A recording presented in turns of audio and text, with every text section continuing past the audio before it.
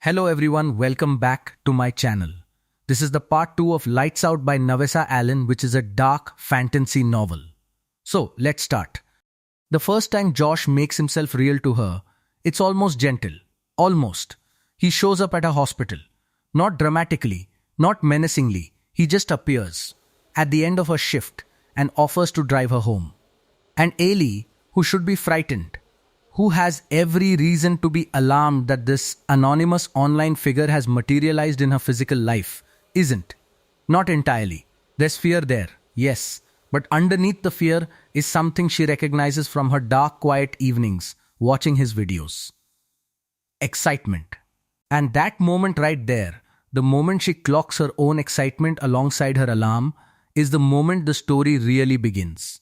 Because Ailey is a smart woman. She's a trauma nurse. She understands risk and consequence better than most people alive. She is not naive. And she chooses, with full awareness of what she's choosing, to get in the car. What follows is this extraordinary push and pull between them. Provocative videos, messages, appearances in her life that are never quite threatening but never quite innocent either. Josh is always right at the edge of what she can handle. Always right at the boundary between too much and exactly enough. And Ailey keeps moving that boundary, keeps testing where it is. Keeps finding that the place she thought was too far is actually just the place where she starts to feel alive again. The anonymity becomes a game between them. The mask becomes a symbol of everything they're exploring. The part of desire that lives outside your name and your history and your daylight self. In a world where Ailey feels like her real self has been sanded down by years of crisis and survival, the faceless space Josh offers her is the first place in a long time where she feels like something other than a function. He sees her, not her credentials or her competence or her professional composure, the part she hides. And terrifyingly, thrillingly, he wants those parts specifically. Now, this story isn't only dark fantasy and psychological chess. There's real emotional architecture underneath all of it, and the book builds it carefully. Because as Ailey and Josh push further into whatever this is between them, the layers start coming off both of them. Ailey's isolation isn't just a personality quirk, it's protective armor built from things that happened to her. Trauma has a specific shape in this story, and Ailey's relationship to danger and desire didn't appear from nowhere. Understanding why the fantasy of the masked man appeals to her so specifically is one of the most psychologically interesting threads in the book. Because it's not simple and it's not clean and it doesn't flatten out into an easy explanation. Josh, meanwhile, is not a cartoon villain or a wish fulfillment fantasy without substance. His obsession is real and it runs deep, and in a different story it would be purely frightening.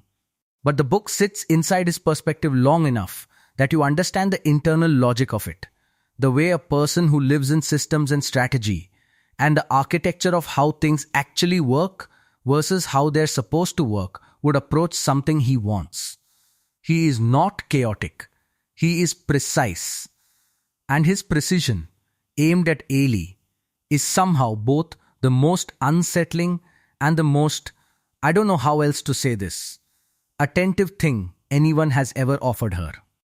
And then the past shows up. Because of course it does. Because this is the kind of story where the real world doesn't politely wait outside. There is a dangerous man in Ailey's history.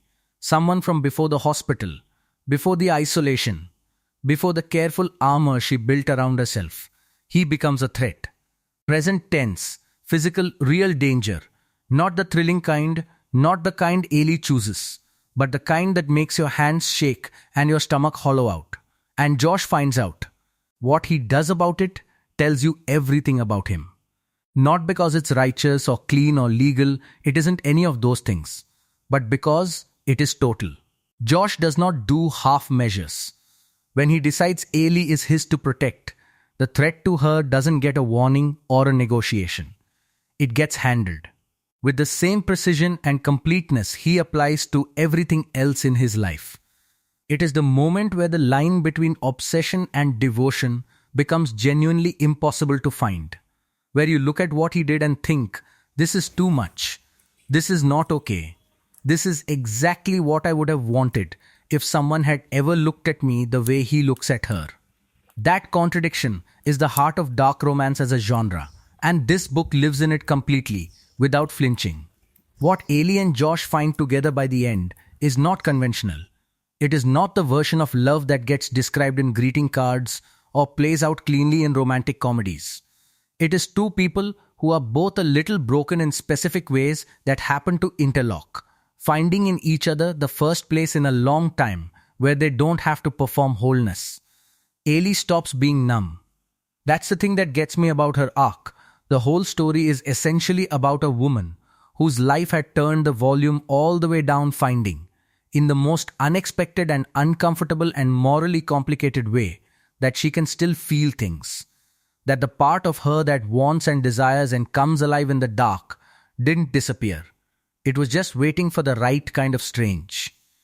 And Josh, for all the alarm bells his behavior sets off throughout this story, is genuinely changed by her too. There's something about Ailey that makes his obsession soften into something more honest, more mutual. He starts the story watching from a distance, in control of every variable. He ends it having been seen himself, which for a man who has built his entire identity around being faceless is its own kind of revolution. Here's what I want to say to you before you decide whether to read this book. Lights Out is not asking you to endorse what Josh does. It's not asking you to believe this is how real relationships should work, or that surveillance is romantic, or that obsession is love. It's asking you to be honest about the complexity of human desire, about the fact that the things we're drawn to in fiction sometimes have nothing to do with what we'd want in reality, and that's okay. That's what fiction is for. It's a safe space to feel things that have no clean label. If you like your love stories uncomplicated, this is not your book. But if you're someone who's ever been fascinated by the psychology of desire, by the way trauma shapes what we want and how we want it, by morally grey characters who make you furious and riveted at the same time, this book will get completely under your skin. It got under mine. Deeply. And I don't think it's coming out anytime soon. Let me know in the comments if you've read it and what moment made you put it down to stare at the wall for a minute. And if you want me to break down the next book in this series, tell me below. Subscribe if you're new, and I'll see you in the next one.